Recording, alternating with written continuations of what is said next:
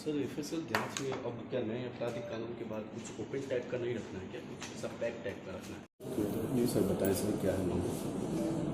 4 और 5 जुलाई की रात्रि में यहाँ जजवार थाना के अंतर्गत एक गृह डकैती घटना घटित हुई थी, जिसमें जो घर स्वामी हैं शशि कुमार उनका नाम है, उनके द्वारा प्राथमिकी भी दर्ज कराई गई थी। और ये काफ़ी संवेदनशील घटना थी, क्योंकि इस घटना के दौरान जो उनकी पत्नी थी जिनका नाम कृष्णा देवी है, उनकी गोली लगने से मृत्यु भी हो गई थी और उनके घर से जो है कुछ राशि है जिसकी डकैती की गई थी।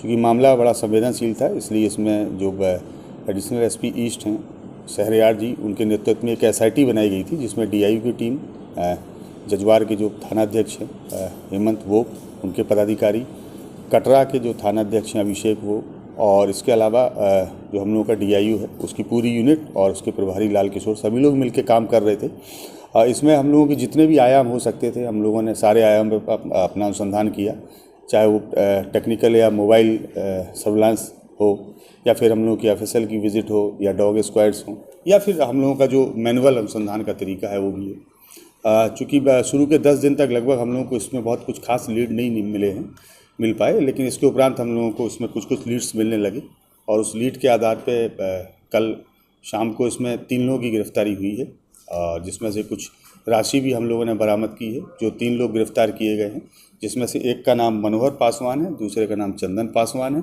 और तीसरे का नाम चंदन ठाकुर है।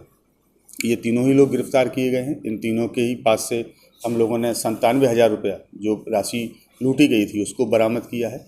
चूँकि जो नोट थे उस नोट पे ब्लड भी लगे हुए थे, खून के दाग थे, इसलिए हम लोगों ने उसको प्रॉपर एफएसएल भी भेजा हुआ है, ताकि उसकी एनालिसिस हो पाए कि वो किसके ब्लड हैं। इसी घटनाक्रम में कुल मिला के अभी तक जो अनुसंधान में आया है वो ये आया है कि लगभग इसमें 10 लोग शामिल थे। 10 में से 3 लोग को हमने गिरफ्तार किया है। एक व्यक्ति हैं जो कांटी के रहने वाले हैं और जिनका नाम सकल पासवान है, ये उस घटना में शामिल थे। और चूँकि वहाँ पे इन लोगों के द्वारा बम भी चलाए गए थे और गोली भी चलाई गई थी, उसी क्रम में एक गोली इनको भी लग गई, और गोली लगने की वजह से चूँकि गोली चेस्ट में लगी थी, जैसा कि जो तीनों अपराधकर्मी गिरफ्तार हैं उनके द्वारा बताया भी गया, और लगभग 10 से 15 मिनट के अंतराल में उनकी मृत्यु हो गई। ये लोग उनके शव को लेकर वहाँ से आए, और बगल में ही एक जगह थी जहाँ ये लोग इकट्ठे हुए थे, वहाँ पे उनके शव को बोरे में रखा। इसमें जो एक अपराधकर्मी है चंदन ठाकुर, ये ब्रह्मपुरा के रहने वाले हैं और पेशे से ये ऑटो ड्राइवर हैं, और ये अपना ऑटो लेके गए थे, और उस ऑटो में उन्होंने बोरे में शव को रखा और शव को बाद में एक नदी में फेंक दिया। हम लोग कोशिश कर रहे हैं बॉडी को खोजने की।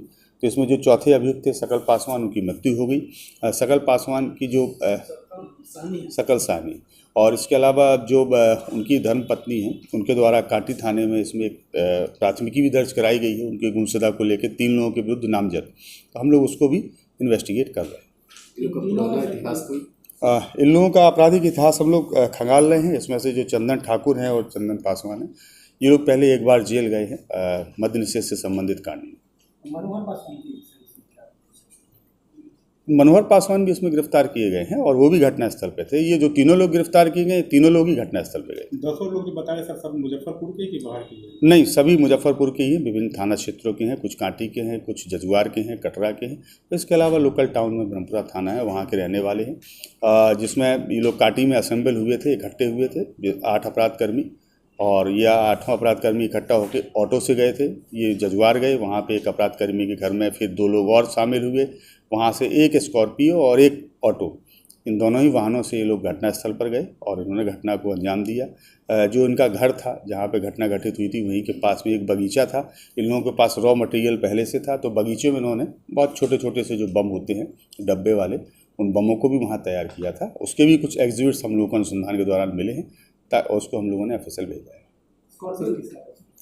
वो लेटर अनुसंधान में आप लोगों को और हम लोग शेयर कर देंगे, क्योंकि वो लोग अभी वांछित हैं, इसलिए नाम अभी डिस्क्लोज करना। जो रुपये लूटे गए थे वो सारे बरामद हो गए कि कितने लूटे गए थे? हालांकि जो तीनों अपराधकर्मी गिरफ्तार हुए, इनका दावा है कि 3 बंडल थे, ये लोग काउंट नहीं कर पाए हैं, और इनके अनुसार लगभग 3 लाख रुपए रहे होंगे, 2.5 से 3 लाख रुपए, क्योंकि 3 ही बंडल थे। जो वादी हैं उनके द्वारा तो आवेदन में लगभग 15 लाख की राशि दी गई है, और हम लोगों ने अभी 97,000 रुपये बरामद की हैं, जिसमें खून के दाग भी हैं और वो संभवतः जो एक इसमें मृत हो गए हैं सकल साहनी जिनका नाम है, संभवतः उनका खून रहा होगा। ये बाकी जो FSL की रिपोर्ट्स आएगी उसमें क्लियर होगा। बाकी अन्य पैसों का क्या किया ये लोग? बाकी चूँकि इसमें अभी 8 में से हम लोग 3 ही लोग गिरफ्तार कर पाए हैं, 2 लोग और नाम आए हैं, तो कुल मिला के 10 में से 3 लोग गिरफ्तार हुए हैं। बाकी जो गिरफ्तार होंगे उसके उपरांत उनकी बरामदगी हो पाएगी। और इसमें न केवल हम लोगों को घटनास्थल से खून के धब्बे मिले थे, नोट से भी मिले हैं, और जो ऑटो जब्त की गई है इस ऑटो में भी हम लोगों को खून के धब्बे प्राप्त हुए, जिसका हम लोगों ने FSL से अपना विजिट करवाया है।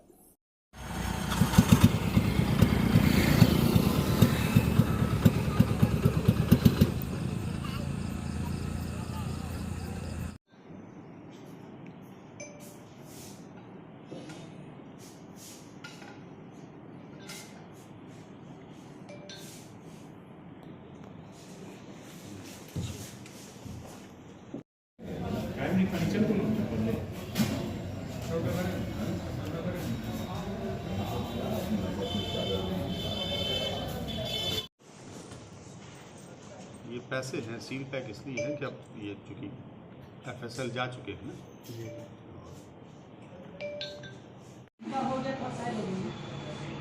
कौन है वो, किसका क्या कहता है? कौन है साइड